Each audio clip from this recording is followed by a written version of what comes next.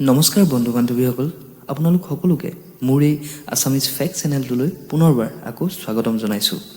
বন্ধুসকল, আপোনালোক সকলোৱে এইটো কথা জানে যে আমাৰ পৃথিৱীৰ প্ৰায় ৭৫% ভাগত পানী আছে আৰু প্ৰায় ২৫% ভাগত স্থলভূমি বা পানী আছে। কিন্তু এতিয়া আপোনালোকে এটা কথা ধাৰণা কৰিব পাৰেনে যে এই ২৫% ভাগত আমাৰ মানৱ সভ্যতাৰ যেনেকৈ বিকাশ হৈছে, ঠিক তেনেকৈ এই ৭৫% ভাগত কি কি থাকিব পাৰে? বন্ধুসকল, আপোনালোকৰ এটা কথা জানি আচৰিত লাগিব যে আমাৰ বৈজ্ঞানিকসকলে বৰ্তমান সময়লৈকে আমাৰ এই স্থলভূমি ভাগকে ভালদৰে অধ্যয়ন কৰিব পৰা নাই।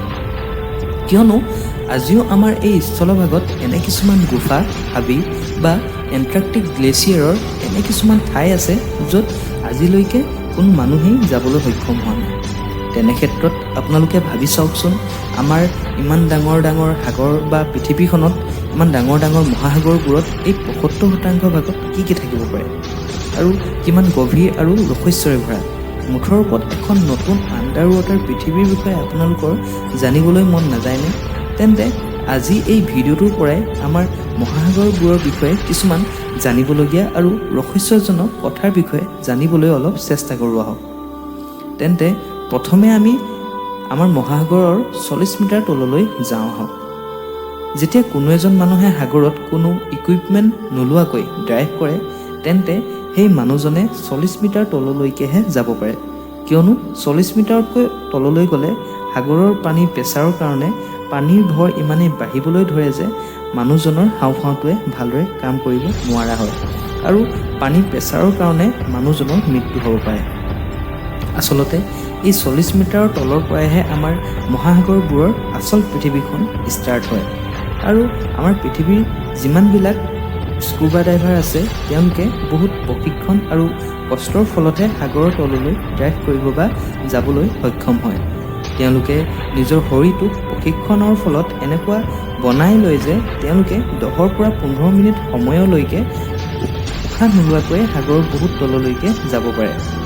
আজিলৈকে সাগৰৰ তলত বহু মানুহে ড্ৰাইভ কৰিছে যদিও এডমাণ্ড গেইবাৰ নামৰ এজন ইউৰোপীয়ান ব্যক্তিয়ে এটা উশাহত সাগৰৰ তলত ৩৩২ মিটাৰ গভীৰতালৈ গৈ ৱৰ্ল্ড ৰেকৰ্ড কৰিছে। আৰু সাগৰৰ তলত এই ৩৩২ মিটাৰৰ পৰা ৪৫০ মিটাৰ গভীৰত বিভিন্ন ধৰণৰ জীৱৰ লগতে বহুতো উদ্ভিদ দেখা যায়। এই ৪৫০ মিটাৰত আমেৰিকাৰ এম্পায়াৰ ষ্টেট বিল্ডিংটো সম্পূৰ্ণৰূপে লুকাই যাব। আমি যদি ইয়াতকৈ তললৈ অৰ্থাৎ ৫০০ মিটাৰ তললৈ গ'লে আমাৰ পৃথিৱীৰ সকলোতকৈ ডাঙৰ জীৱ অৰ্থাৎ ব্লু হুৱেল মাছে যাব পৰা মেক্সিমাম দূৰত্ব। ইয়াতকৈ তললৈকে সিহঁতে যাব নোৱাৰে। যদি আমি ৫৫০ মিটাৰ তললৈ যাওঁ, তেন্তে এই অৱস্থানলৈকেহে আমাৰ সাগৰৰ উপকূলত বাস কৰা পেংগুইনবোৰে যাব পৰা সেই সীমা। ইয়াতকৈ গভীৰতালৈ সিহঁতে পানীৰ প্ৰেছাৰৰ কাৰণে যাব নোৱাৰে। আহক তেন্তে আমি ইয়াতকৈ তললৈ যাওঁ আৰু কিনো দেখা পাওঁ এবাৰ চাওঁ আহকচোন। তেন্তে আমি ইয়াতকৈ গভীৰতাত অৰ্থাৎ ৭০০ পৰা ৮০০ মিটাৰ গভীৰতালৈকে কোনো মানুহে সেই দেশৰ পাৰ্মিশ্যন নোলোৱাকৈ যাব নোৱাৰে। কিয়নো এই অৱস্থানত আমাৰ বিশ্বৰ সকলোতকৈ শক্তিশালী দেশসমূহে নিজৰ নিজৰ নিউক্লিয়াৰ ছাবমেৰিনবোৰ সাগৰৰ বিভিন্ন এলেকাত বিস্তাৰিত কৰি থৈ দিছে। ইমান গভীৰতাত ছাবমেৰিনবোৰেহে গতি কৰি থাকে। ইয়াতকৈ তলত অৰ্থাৎ ৮৪০ মিটাৰৰ গভীৰতাত আমাৰ বিশ্বৰ সবাতোতকৈ ওখ বুৰ্জ খালিফা বিল্ডিংটো সম্পূৰ্ণৰূপে লুকাই যাব। আমি যদি ইয়াতকৈ তললৈ বা ১০০০ মিটাৰ তললৈ যাওঁ, তেন্তে আমি বিভিন্ন ধৰণৰ আচৰিত মাছৰ প্ৰজাতিৰ লগতে বিভিন্ন উদ্ভিদ দেখা পাম। এই অৱস্থানটোলৈ সূৰ্যৰ ৰশ্মি অলপো আহিব নোৱাৰে, যাৰ বাবে এই জোনটোক সম্পূৰ্ণৰূপে অন্ধকাৰ হৈ থাকে আৰু এই জোনটোক সাগৰবোৰৰ স্কেৰী জোন বুলিও কোৱা হয়। আমি মানুহে কোনো আধুনিক যন্ত্ৰ পাতিৰ সহায় নোলোৱাকৈ ইয়ালৈকে আহিব নোৱাৰোঁ, কিয়নো ইমান গভীৰতাত সাগৰৰ পানীৰ চাপ ইমানেই বেছি যে বা ভয়ানক, ই কোনো সামান্য লোহাৰ বা জাহাজক নিমিষতে ভাঙি চুৰমাৰ কৰি দিব পাৰে। আৰু গভীৰতাত বা ২০০০ মিটাৰ তললৈ গ'লে আমি তাত বহুতো অদ্ভুত আৰু ভয়ানক বা আমোদজনক সৃষ্টি দেখা পাম। কিয়নো ইমান গভীৰতাত আমি দেখিবলৈ বা চাবলৈ বহুত হাই লেভেল টৰ্চৰ দৰকাৰ হ'ব। কিন্তু ইয়াত পোৱা এংগফিছ নামৰ এটা মাছৰ প্ৰজাতি আছে, যাক প্ৰকৃতিয়ে তাৰ মুখৰ আগত আমাৰ জোনাকী পোহৰৰ দৰে এটা টৰ্চ দি থৈছে। সেইকাৰণে এই মাছবিধক লাইট ফিছ বুলিও কোৱা হয়। এই প্ৰকৃতিক সংৰচনাৰ কাৰণে এই মাছবিধে ইমান গভীৰতাত বাস কৰিব পাৰে। আৰু গভীৰলৈ যদি আমি যাওঁ তেন্তে 4000 মিটাৰ ভাগটোক আমি এফিকেল জ'ন বুলি কোৱা হয় আৰু 6000 মিটাৰ ভাগটোক ইডল জ'ন বুলিও কোৱা হয়।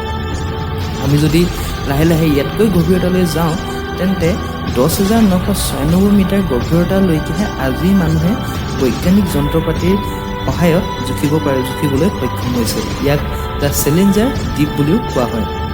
পশ্চিম প্ৰশান্ত মহাসাগৰত ইয়াক জোখা হৈছিল আৰু এই অঞ্চলটোক মেৰিয়ানা ট্ৰেঞ্চ নামেও জনা যায়। প্ৰশান্ত মহাসাগৰত আৱিষ্কাৰ কৰা এই পইণ্টটো আজিলৈকে পৃথিৱীৰ সাগৰবোৰৰ গভীৰতা জোখা সকলোতকৈ গভীৰ ভাগ আৰু ডিপেষ্ট লেভেল হয়। আৰু এটা কথা যে আমাৰ সাগৰবোৰৰ ভিতৰত প্ৰশান্ত মহাসাগৰখনে সকলোতকৈ গভীৰ আৰু ডাঙৰ। আৰু বিশ্বাস কৰা হয় যে সাগৰবোৰ ইয়াতকৈ বহুত গভীৰ, কিন্তু আজিলৈকে আমি সেইবোৰ বিচাৰি উলিয়াব পৰা নাই। কোৱা হয় যে আমি মানুহে আজিলৈকে আমাৰ মহাসাগৰবোৰৰ বিষয়ে 5%হে বা ইয়াৰ বিষয়ে 5%ৰ বিষয়ে জানিবলৈহে আমি আজিলৈকে সক্ষম হৈছোঁ।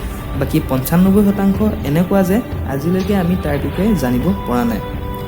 হ'ব পাৰে ভৱিষ্যতে হয়তো আমাৰ বৈজ্ঞানিক নতুন নতুন যন্ত্ৰপাতিৰ উদ্ভাৱন বা উন্নত হোৱাৰ ফলত আমি আৰু গভীৰতালৈ গৈ অধ্যয়ন কৰিবলৈ সক্ষম হ'ব পাৰোঁ আৰু হয়তো আমি সাগৰৰ তলত বহুতো নতুন নতুন জীৱৰ প্ৰজাতি বা বহুতো আচৰিত বস্তু দেখিবলৈ পাওঁ। ইয়াক হয়তো ভৱিষ্যতে হয়তো আমি কেতিয়াবা বা ইয়াৰ বিষয়ে আমি গম পাম আৰু মানৱ সভ্যতাৰ এই এভলিউশ্যন এনেদৰে চলি গৈ থাকিব আৰু আমাৰ অধ্যয়ন এনেকৈয়ে সাগৰৰ ওপৰত চলি গৈ থাকিব।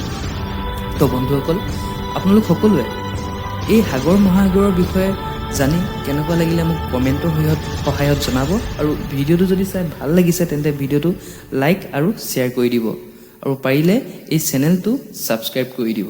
ধন্যবাদ আৰু লগতে জয় আই অসম।